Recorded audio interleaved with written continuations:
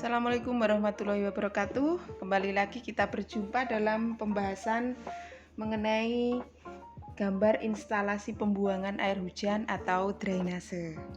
Jadi pada topik kali ini kita akan membahas mengenai sistem pembuangan air hujan pada rumah tinggal sederhana. Yang pertama adalah mengenal instalasi air hujan pada bangunan rumah tinggal. Jadi instalasi air hujan itu sering disebut dengan drainase. Atau untuk definisinya, drainase itu adalah sebuah sistem yang mengatur jalur keluar masuknya air, baik air bersih maupun air kotor, agar berada pada jalur yang ditentukan. Kemudian drainase itu merupakan salah satu unsur dari prasarana umum yang dibutuhkan masyarakat agar dapat memiliki kehidupan yang aman, nyaman, bersih, dan sehat. Kehadirannya sangat penting bagi sebuah kawasan, terutama kawasan perumahan. Drainase itu sangat penting sekali untuk pemukiman, baik perkotaan maupun pedesaan, untuk pertanian. Nah, sekarang yang mau kita bahas adalah fungsi dari drainase di pemukiman atau di daerah perumahan. Jadi yang pertama itu membebaskan area dari genangan air hujan maupun erosi, terutama pada daerah-daerah yang memiliki kepadatan penduduk tinggi. Yang kedua, mengurangi risiko terjadinya penyakit akibat buruknya sanitasi di daerah-daerah seperti demam berdarah, malaria, disentri, dan penyakit lain yang disebabkan kurang sehatnya lingkungan pemukiman tersebut. Kemudian yang ketiga, membebaskan sistem tata guna lahan dengan kualitas yang baik dan optimal, serta mengurangi kerusakan struktur tanah akibat pembangunan jalan atau karena penggunaan lain. Yang keempat, melindungi alam dan lingkungan seperti tanah, kualitas udara, dan kualitas air. Kemudian yang kelima, memperpanjang umur ekonomis sarana-sarana fisik seperti jalan, kawasan pemukiman. Kemudian yang keenam adalah konservasi sumber daya air. Berikutnya adalah jenis-jenis drainase. Yang pertama, jenis drainase berdasarkan pembuatannya. Jadi yang pertama, drainase buatan. Drainase buatan itu drainase yang dirancang dan dibangun untuk tujuan tertentu. Biasanya disesuaikan dengan pengolahan air, perlu pembangunan dan biaya khusus karena membutuhkan bahan-bahan seperti beton, pipa, atau batu. Contoh drainase buatan itu misalnya selokan, gorong-gorong, kanal, talang. Kemudian yang kedua adalah drainase alami. Sesuai dengan sebutannya, drainase alami terbentuk oleh alam tanpa campur tangan manusia. Bahkan umumnya tanpa penunjang apapun. Drainase ini dibentuk karena adanya gerusan air yang bergerak karena gravitasi yang lambat laun, dan dalam waktu yang lama membentuk jalan air yang permanen seperti sungai. Yang kedua adalah jenis drainase berdasarkan letak saluran. Drainase yang pertama berdasarkan letak saluran.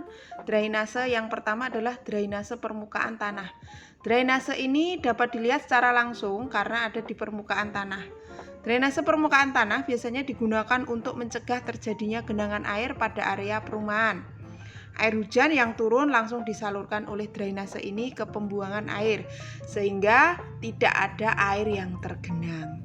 Jadi ini juga bisa mengurangi terjadinya banjir.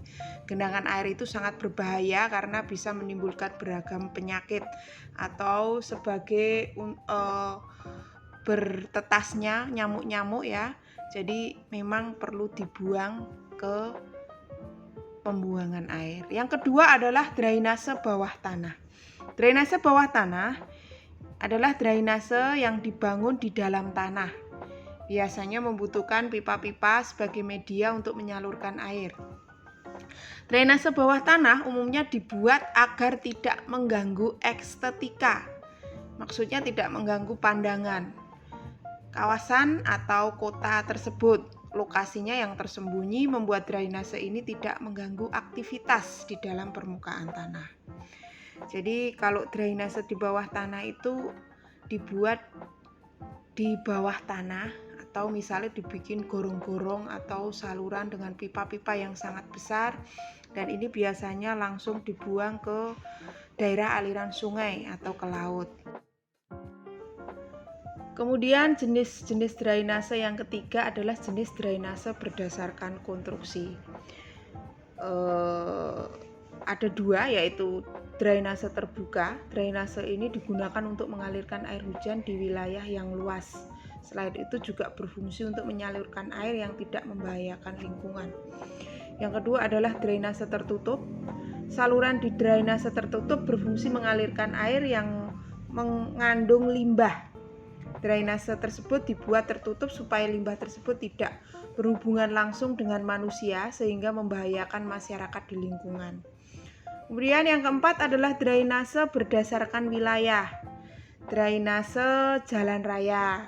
Jadi saluran drainase ini dibuat di jalan raya umum, ditutup dan dijadikan trotoar atau bahu jalan agar tidak mengganggu aktivitas pengguna jalan.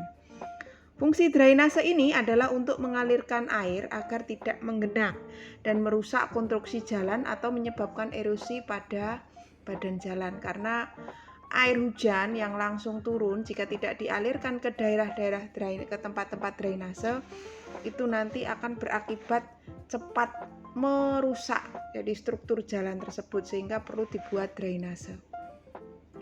Kemudian yang kedua adalah drainase bandara. Karena area bandara luas, mendatar, dan beraspal, air tidak mudah mengalir. Padahal genangan air pada bandara sangat berbahaya bagi pesawat. Oleh karena itu, perlu sistem drainase yang baik untuk bandara. Berikutnya adalah drainase lapangan olahraga. Sama seperti drainase pada jalan raya, drainase di lapangan olahraga bertugas untuk mengalirkan air agar tidak terjadi genangan yang dapat merusak infrastruktur sarana